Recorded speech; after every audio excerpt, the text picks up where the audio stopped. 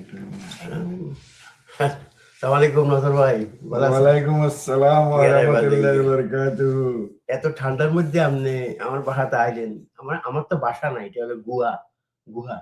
আপনি কিল্লে আইলেন? তারপরেও যেভাবে সাজাই গুছাই রাখছেন আলহামদুলিল্লাহ, এলাই ভরসা। হ্যাঁ, আমি কিচ্ছি। আপনি কি করেন না? আপনি তো হ্যাঁ। কি অবস্থা জীবন? না, ক্রিসমাস ডে মনে আজকে করলাম বিশেষ দিনে দেখলাম যে একটু বাড়ি দিয়া যাই, আপনারে এক চা খাওয়াইলাম, আপনারে চা খাওয়াইছি, আমার সৌভাগ্য। সাথে বিস্কিট। ও, এটা ড্রাই কেক। ড্রাই কেক, এটা সবাই পছন্দ করে এই দেশে, এটা চলে বিস্কিটটা। আসলে দরকার আছে মাঝে মধ্যে, এই যে এখানে বসে আমরা অন্য জায়গায় চলে যাই, মাঝে মাঝে আপনার গুণমতিতে যাই, আপনার আব্বার কথা, ফেনীর কথা, আমাদের বন্ধু আমার বেয়াই, আমার তালতো ভাই আর আপনার ক্লাস ফ্রেন্ড হলো জাহাঙ্গীর জনস, ওর কথা। আর সবচেয়ে বড় কথা হলো আমাদের, সে আমার ঘনিষ্ঠ বন্ধুদের মধ্যে একজন। আর আমাদের কলেজে পড়াকালীন জি আমরা তিন বন্ধু খুব একসাথে চলতাম, আমি, জাহাঙ্গীর আর শাহ আলম। তো আচ্ছা। সে নামের শেষে লিখতো, সে বেশ লেখালেখি করতো, কবিতা লিখতো, গল্প লিখতো ইত্যাদি। তো সে লিখলে সেখানে সে নামের শেষে তার জাহাঙ্গীর জনস, হ্যাঁ, কে জানি আবিষ্কার করলো, জাহাঙ্গীর জনস মানে জাহাঙ্গীর নসর শাহ আলম।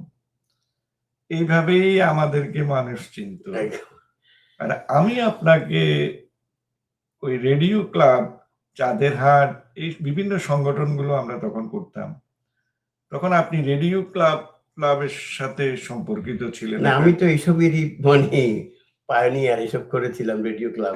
তখন আপনাকে দেখলাম একদিন, আপনি ঢাকা থেকে এসেছেন, আমাকে পরিচয় করাই দিল, উনি আকবর হায়দার কিরম। তখন আপনার ওই যে ভয়েস অফ আমেরিকা কেন্দ্রিক আপনার কি জানি ভয়েস অফ আমেরিকা ফ্যান ক্লাবের আপনি সেই সময় এই নিয়ে অনেক জনপ্রিয় মানুষ। না, আমি তো ফেডারেশন করেছিলাম। তো নামে টামে দেখেছি, আমরা ফেনী নিয়ে গেছিলাম, যে ইকবাল বাহার চৌধুরী, গ্যাস খাওয়ান ভাই সহ গেছিলাম আর কি ফেনীতে। নামে দেখেছি, আপনাকে পেয়েছি, কিন্তু এইভাবে সম্মুখে আপনি আবার জাহাঙ্গীর জনসের তালতো ভাই, সব মিলে আপনাকে দেখলাম যে এত স্মার্ট, আর কালারটাও কিন্তু বাঙালির মতো না, একটু সাদা থেকে উজ্জ্বল লাল মার্কা। আমি বললাম যে এই লোক কোথেকে আবিষ্কার হলো। এটা সত্য, ওই দিন আমি এটা কিন্তু মিথ্যা বলি না, আরো বলছি মনে হয় আপনাকে, প্রথম দিন দেখে আমি অভিভূত হয়েছি। আমাদের ববের কথা মনে করি, আজকে যে এই বিশেষ দিনে হয়তো এই বন্ধু যে বেঁচে থাকলে তাহলে আমরা একসাথে আড্ডা মারতে পারি বাবলু সহ। আর এই বব মানে চোখের সামনে একটা জীবন্ত একটা মানুষ, এতেই কইলে এই মাতিয়েন না। হাতে কিন্তু ঈদের সময়, রোজার সময় একসাথে আমরা, পূজার সময় এই রুমার সহ কত স্মৃতি আমার, কত ভিডিও, কত ছবি। তার বউটাও আকস্মিক ভাবে মারা গেল। আহারে রুমারে, হঠাৎ শুনলাম যে ক্যান্সার। এটা আগে ওরা এটা ঘোষণা করতে চাইতো না কোনো কিছু, এবং লুকোচুরি করতে গিয়ে মনে হয় ক্ষতিটা আরো বেশি হয়েছে। দুজনেরই মনে হয় যে ওরা নিজেকে টেক কেয়ার করে নাই। না, এটা আমারও ধারণা, রুমা করছে। কারণ একটা লোকের আমেরিকার মতো জায়গায় থেকে যদি আপনার রোগ নির্ণয় করতে হয়, সরাসরি হাসপাতালে গিয়ে দেখতে হয় ফোর্থ স্টেজে আছে, সেই ক্ষেত্রে প্রাইমারি ডাক্তার এই ইয়ারলি চেকআপ গুলো যে সঠিকভাবে করে নাই, এটাই তো তার প্রমাণ। কিছুই করে না, নিজে টেক কেয়ার করে না, অন্য মানুষকে হেল্প করতো। মানুষ এই কারণে টাকা দিব, এটা দিব, সবাই হেল্প করতো, নিজের টেক কেয়ার করতো না। এই কারণে আমি জয়কে ওই ডাক্তার থেকেও বদলায় ফেলেছি, কারণ বদলানোর এক সপ্তাহের মধ্যে বের হয়েছে যে জয়ের ডায়াবেটিস বা অন্যান্য রোগ আছে, হাই কোলেস্টেরল, বাচ্চাটা। তারপরে ওর হেপাটাইটিস বি টিকা আরো কি জানি টিকা দেওয়া। তবে আপনার কথা মাঝে মাঝে অনেকের সাথে কথা হয় যে একটা মানুষ কত মানবিক হতে পারে, কত মানে এত অসাধারণ মানে মানসিকতা আপনার। একটা ওই যে বন্ধুটা মারা গেল, তার বাচ্চাটা সেই অটিস্টিক বাচ্চাটা, তাকে আপনি কিভাবে সময় দিচ্ছেন, কিভাবে আপনি ফ্যামিলি একদিকে, এটা একদিকে, মানে দিনে মাসের পর মাস, বছর পেরিয়ে গেছে, কিন্তু আপনি এই ছেলেটাকে আপনি কখনো ইয়ে করতে পারবেন না, ইগনোর করতে পারবেন না। দেখেন, আমি বাবলুকে চিনি ফেনী থেকে। সে তার যখন প্রথম অসুস্থ হয়, আমি প্রতি সপ্তাহে আসতাম। বৌদি না থাকার কারণে তার একটু খাওয়া দাওয়ার অসুবিধা ছিল। আমাকে সবসময় ওইখান থেকে মুরগি টুরগি, দেশি মুরগি আনতে অপশন থেকে, এগুলো সে বলতো, আমি নিয়ে নিয়ে আসতাম, আবার চলে যেতাম। অসুস্থতার প্রথম দিকেও আমি বলতাম যে ডাক্তার যেদিন আছে আমাকে কল করবা, বা বিভিন্ন ভাবে আমি আসতাম নিজ তাগিদে। তখন এটাতে সে সন্তুষ্ট ছিল না, ভিতরগত মনে হয় আর কি, বা একটা আবদার থেকে সে আমাকে বলতো, নসর ভাই চিন্তা নাই, চিন্তা নাই, বাবু ভাই আসতেছে, বাবু ভাই আসতেছে। ঢাকার বাবু ভাই যদি আসে, ওকে সর্বক্ষণিক দেখবে, এটা বইলা এক ধরনের আমাকে মানে বলতো আর কি, যে আমাকে সর্বক্ষণিক দেখার লোক আছে। তো এটা অভিমানের সুরে বলুক আর যেটাই বলুক, আমি আবার অগ্রিম কাউকে কথা দেই না যে আমি এখন থেকেই আসে থাকতে। তার বউ যখন মারা যায়, তখন আমি কিন্তু 2 মাসের অধিক এই জায়গায় ছিলাম, তাকে সঙ্গ দিয়েছি। এবং সেই সময় আমি তাকে পাক করেও খাওয়াতাম। আমার বউ থেকে জিজ্ঞাসা করতাম মাঝে মধ্যে পাক কেমনে করতে হয় ইত্যাদি, দরকার হলে আর কি। সে আমাকে একদিন বলল, নসর ভাই আপনি কি আসলে কি পাক আগে থেকে জানতেন নাকি? আমি বলছি যে জানতাম। আসলে আমি চিটগাঁয়েও একটা সময় মানে আমাদের কাজের লোক থাকলেও পরিচ্ছন্ন না মনে করে আমি ধুয়ে ধুয়ে পাক শাক নিজেই করতাম। তো আমার 2 বন্ধু বলতো যে তুই পাক করলে কাজের ছেলে থেকে সুন্দর হয়। এই গুডউইল অবশ্য ছিল, এই আর কি। পরে যখন সে অসুস্থতা থেকে দেখলাম যে আসলে খাওয়া দাওয়ায় কষ্ট পাচ্ছে, অনেককে ডাকাডাকি করে ইত্যাদি, সে ঘরের খাওয়া পছন্দ করতো না যে কোনো কারণে হোক। কোনোদিন বিপ্লব দা, কোনোদিন এক এক সময় এক একজনকে ডেকে সে নিয়ে যেত খাওয়াতে। তো এই দেশে তো সবাই ব্যস্ত, পরিপূর্ণ টাইম কেউ দিতে পারে না, এবং এটা আবদারও করা যায় না। তবে আমি বেকার থেকে কারণে আমি এক সময় আর যেতে পারি নাই। একটা সময় মনে হয়েছে যে আসা যাওয়া করতাম, আসা যাওয়া করতাম। এরপরে বাধ্য হয়ে গেলাম যে আমাকে আর বলতে হয় না যে নসর ভাই থাকেন। সে মাঝে মধ্যে বলতো, নসর ভাই আপনার অনেক কষ্ট হচ্ছে, ফ্যামিলি টেমিলি ফেলে কি করতেছেন, আপনি তো যাইতে পারতেছেন না। এই এগুলো সে আমাকে, আমি বলছি যে না, এগুলো কোনো কিছু না, আমার ছেলে মেয়েরা সব বড় হয়ে গেছে, আমার বউ নিজে দায়িত্ব নিতে জানে, তুমি চিন্তা করো না। কয় বিল টিল কত কিছু আছে। আমি বললাম যে ওইগুলো দেয়ার 2 মাস আমি শিখাইছি, ও দিতে পারে। আমি ছাড়াই আমার ফ্যামিলি চলার মতো অবস্থা আছে, তুমি চিন্তা করো না।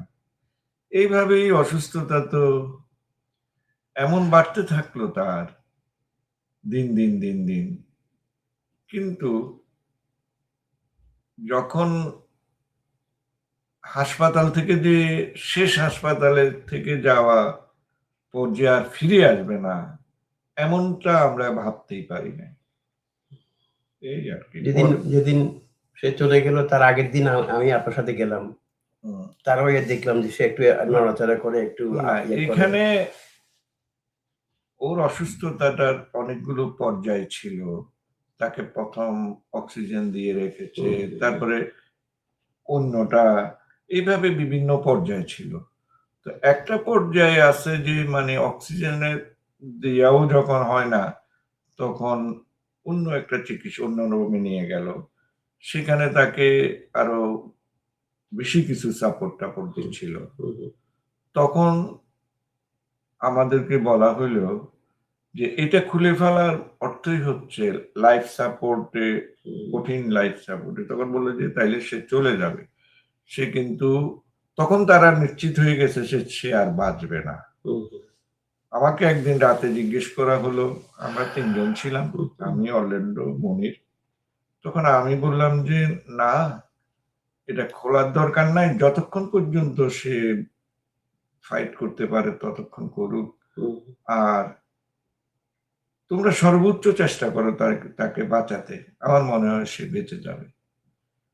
তখন আরো কয়েকদিন পরে তাকে আলাদা একটা রুমে নিল।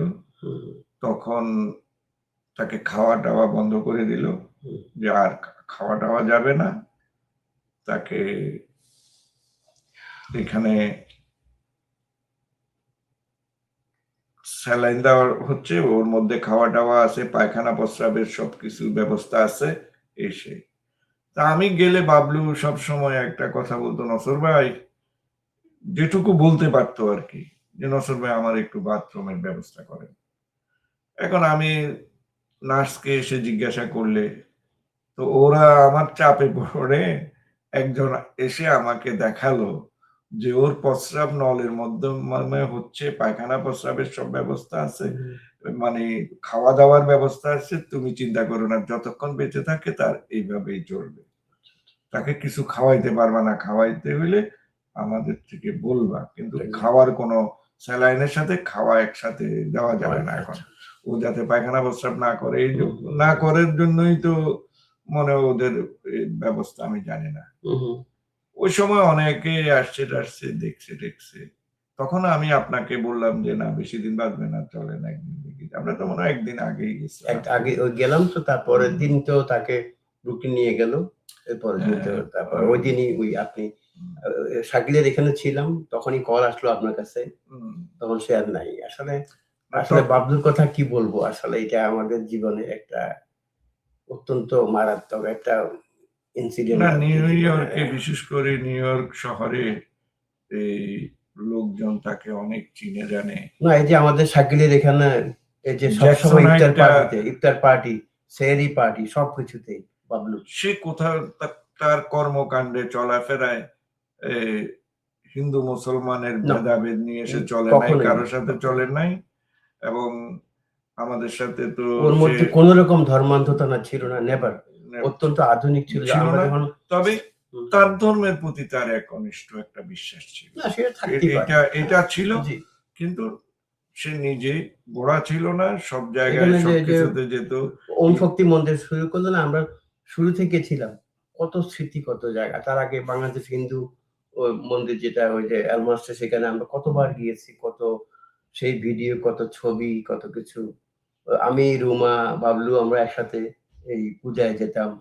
আমার কপালের মধ্যে সিঁদুর লাগাতো। ওইটা কোনো একটা ট্রেডিশন আমাদের বাংলাদেশে। অদ্ভুত। সে ঈদ আসলে আমাকে বলতো, "নসর ভাই, ঈদের এইটা একটা মাংস খাবো।" ওর প্রিয় ছিল গরুর মাংস। এটা সবসময় তাই আর কি, গরুর মাংস।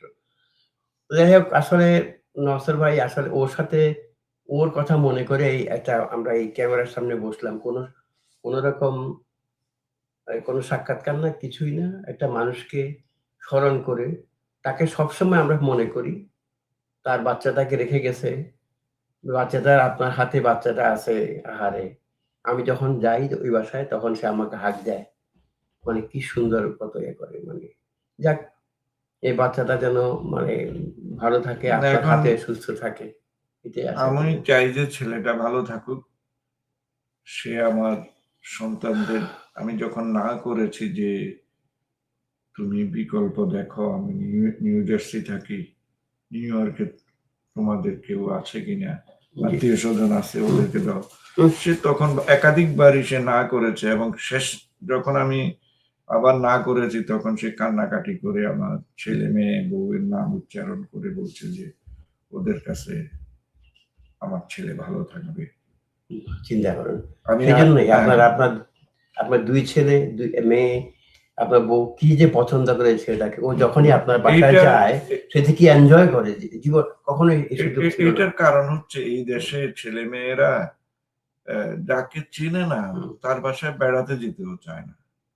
কিন্তু আমরা যখন প্রথম আমেরিকায় আসি, আসার আগেই বাবলুর মাধ্যমে আমরা বাসা নিয়েছিলাম। আমরা বিমানবন্দর থেকে বাবলু এবং অন্যান্যরা সহ, বাবলুই মেইন, আমাকে নিয়ে সরাসরি জামাইকাতে আমার বাসায় তোলে। অনেকগুলো সুটকেস ছিল আপনার, তাই না? অনেকগুলো লাগেজ ছিল। অনেকগুলো। আমি তো সুটকেস চিন্তাই করতে পারি না যে সুটকেস আমি টানতে হবে। দেখি যে বাবলুরা টানা শুরু করছে সবাই। তখন আমি চিন্তা করলাম এটা তো আমার কাজ। এই ১ম আমার টনক নড়লো যে এই দেশে তো এটা আমার কাজ ওরা করছে। অন্য তখন আমি জীবনের হ্যাঁ, অভিজ্ঞতা। আমিও মানে টানাটানি শুরু করলাম। তো এইভাবে বাবলু আমাকে নিজের গাড়ি রেখে টিকেট করে কিভাবে জ্যাকসনাইট যাব, বাজার করব, প্রতিটা কিছু শিখিয়ে দিয়েছে। এবং এই যে ক্রিসমাস বা বিভিন্ন পার্টিগুলোতে সে আমাদেরকে এই এই যে আমাদের এলিট ক্লাবটা শুরু থাক- করলো, এলিট ক্লাব, আমরা সেখানে গেলাম, সেই একসাথে কত দিনের পর দিন, কতবার। এখন সেই এলিট ক্লাবে গেলে সবাই আছে, বব নাই। নাসর ভাই আছে জীবনে, আর এটা কি বলবো আর আপনাকে, ওকে নিয়ে কথা বললে কখনোই শেষ অনেক হবে না। কিছু যে নিউ ইয়র্কের সেজন্য জ্যাকসনাইট কেন্দ্রিক মানুষটা সকাল বিকাল এই যে আমাদের সাউথ এশিয়ান মেডিসিন সোসাইটি করলাম একসাথে, সেই তাকে প্রেসিডেন্ট করা হইলো। আমি যে বাসায় থাকতাম সেখানেই সবকিছু হতো, দিনের পর দিন। 31st-এ, থ্যাঙ্কসগিভিং, তারপরে জ্যামিং করা, সবকিছুতে বাবলু নিজে গান করতো, সেই গানের রেকর্ডিং আমার কাছে আছে। না সুন্দর এটা দেখলাম তো এগুলো। সে সব জায়গায় থাকতো, সে অনেক ভালো সে কবিতা লেখা লিখতো। ভালো ভালো লিখতো, লিখে আমাকে ইমেল করে দিত কবিতা এবং লেখা। জানেন আমার একটা অনলাইন পত্রিকা আছে banglaGlobe.com, সেটা হচ্ছে প্রধান সম্পাদক। প্রধান সম্পাদক আজও আমি তার নামটা মুছে নেই। আমরা বাবলুকে কখনো, ববকে কখনো ভুলবো না। নসর ভাইকে সহ আজকে ওনাকে নিয়ে একটু গল্প করলাম। ওনার যে আত্মার শান্তি কামনা করি, এটাই হচ্ছে কথা। বাবলু ভালো থাকুক। ভালো থাকুক যেখানে থাকুক।